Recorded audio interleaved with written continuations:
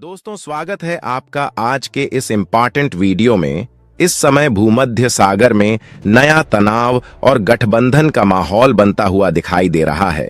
असल में जहां तुर्की ने साइप्रस की सीमा के पास 1 लाख से अधिक सैनिक तैनात कर दिए हैं, तो वहीं दूसरी तरफ इजराइल ने साइप्रस को बराक डिफेंस सिस्टम भी सौंप दिया है, जिसके बाद अब भारत ने अपने 3 स्टील्थ जहाज को ग्रीस भेज दिया है, जो कि खास तौर पर युद्धाभ्यास के लिए भेजा गया है।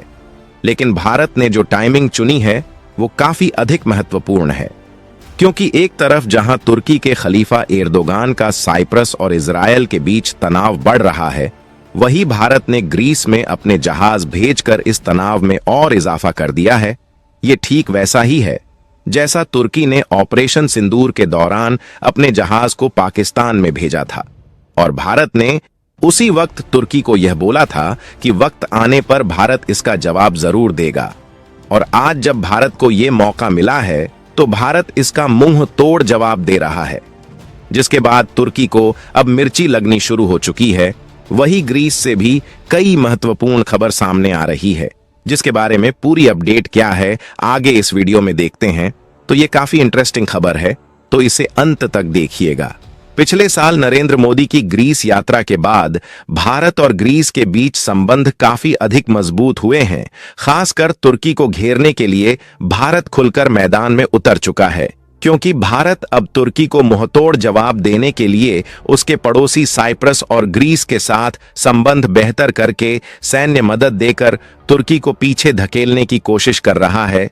वहीं भारत और ग्रीस के बीच पहला युद्ध अभ्यास भी शुरू हो चुका है, जिसमें भारतीय नौसेना का जहाज INS त्रिकंद की अगुवाई में ग्रीस के सलामिस खाड़ी में हो रहा है। यह इन दोनों देशों के बीच पहली बार है जो दोनों देशों की नौसेनाएं मिलकर इतना बड़ा युद्धाभ्यास कर रही है। आपको बता दें कि भारत का INS त्रिकंद काफी आधुनिक युद्धपोत है, जिसे स्टील्थ फ्रिगेट्स भी कहा जाता है, जिसकी सबसे बड़ी खासियत यह की है कि ये दुश्मन के रडार से बचकर समुद्र के अंदर लंबी दूरी तक अपना अभियान चला सकती है। वहीं जब भारत का यह जहाज सोमवार को ग्रीस पहुंचा तो इस ऐतिहासिक युद्धाभ्यास को शुरू कर दिया गया, जिसका खास मकसद था एक दूसरे की नौसैनिक तकनीक को समझना, तालमेल बनाना और आपसी कौशल को मजबूत बनाना। ग्रीस के सलामिस खाड़ी में इस जहाज की मौजूदगी के दौरान कई कार्यक्रम रखे गए थे, जिसमें ग्रीस सेना के कई वरिष्ठ अधिकारी भी शामिल हुए थे। वही इस तरह के आयोजन न सिर्फ सेनाओं को करीब लाते हैं, बल्कि दोनों देशों के लोगों के बीच दोस्ती भी बढ़ाते हैं। वही इस युद्धाभ्यास के दौरान दोनों देशों की सेनाएं समुद्र में उतरकर अलग अलग परिस्थितियों का सामना करते हुए अभ्यास कर रही हैं, जिसमें समुद्री सुरक्षा, आपात स्थिति से निपटना और सामूहिक रूप से अभियान चलाना शामिल है। वहीं आपको बता दें कि इस तरह का अभ्यास ग्रीस के लिए इतना महत्वपूर्ण क्यों है। तो ग्रीस का तुर्की के साथ अक्सर झड़प चलता रहता है, जिसमें तुर्की ग्रीस के कई द्वीपों पर अपना अधिकार जमाता है और अक्सर ग्रीस के इलाकों में घुसकर तुर्की की सेना मनमानी भी करती है, जिसके बाद अब ग्रीस तुर्की को टैकल करने के लिए भारत की मदद ले रहा है। जहां इससे पहले भारत के एयरफोर्स चीफ ग्रीस के दौरे पर भी गए थे, जहां पर ग्रीस ने भारत से यह डिमांड की थी कि भारत ऑपरेशन सिंदूर की जानकारी हमसे शेयर करें, ताकि ग्रीस भी तुर्की की सेना को टैकल कर सके। वही ग्रीस की सेना भारत की सेना से काफी इंप्रेस है, क्योंकि जिस तरह से भारत ने पाकिस्तान के अहम ठिकाने को अपने लॉन्ग डिस्टेंस मिसाइल से तबाह किया था, जिसमें भारत की सेना पाकिस्तान में घुसे बिना ही भारत की जमीन से उसे सबक सिखाया था, उसने ग्रीस सहित पूरी दुनिया को काफी अधिक प्रभावित किया था। इसके अलावा भारत की डिफेंस कैपेबिलिटी ने जिस तरह से तुर्की के ड्रोन को भारत की सीमा के अंदर 100% एक्यूरेसी के साथ तबाह किया, अब यही जानकारी ग्रीस भारत से चाह रहा है, ताकि तुर्की की किसी भी कार्रवाई का मुंह तोड़ जवाब दिया जा सके, क्योंकि ग्रीस तुर्की के बगल में है और इन दोनों देशों के बीच दुश्मनी जग जाहिर है। ऐसे में जब भारत ने तुर्की के ड्रोन को तबाह किया है, तो ग्रीस भी चाहता है कि वह अपनी सेना के अंदर यह कैपेबिलिटी लेकर आए। इसके अलावा भारत की वायुसेना और ग्रीस की वायुसेना दोनों देशों के पास राफेल जहाज है, और भारत ने ऑपरेशन सिंदूर के दौरान इस जहाज का जिस तरह से पाकिस्तान के खिलाफ इस्तेमाल किया, उससे भी ग्रीस की सेना को काफी हौसला मिला है, क्योंकि राफेल जहाज ने ऑपरेशन सिंदूर की कामयाबी में काफी बड़ा रोल अदा किया था। वहीं जिस तरह से भारत ने राफेल का पाकिस्तान के खिलाफ इस्तेमाल किया, वह भी ग्रीस सीखना चाहता है। वही यह सब बातें एक आर्टिकल में छपी है जो कि ग्रीस की सेना के हवाले से बाहर आई है, जिसके अनुसार ग्रीस ने भारत से कई अहम जानकारी मांगी है।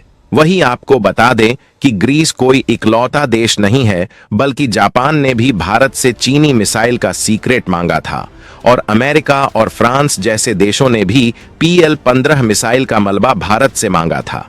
इसी वजह से भले ही ये युद्धाभ्यास दिखने में छोटा लगता है, लेकिन युद्ध के मैदान में यह तैयारी और इंटेलिजेंस काफी काम आएगा। वही तुर्की और ग्रीस के संबंधों के बीच यह गेम चेंजर साबित हो सकता है।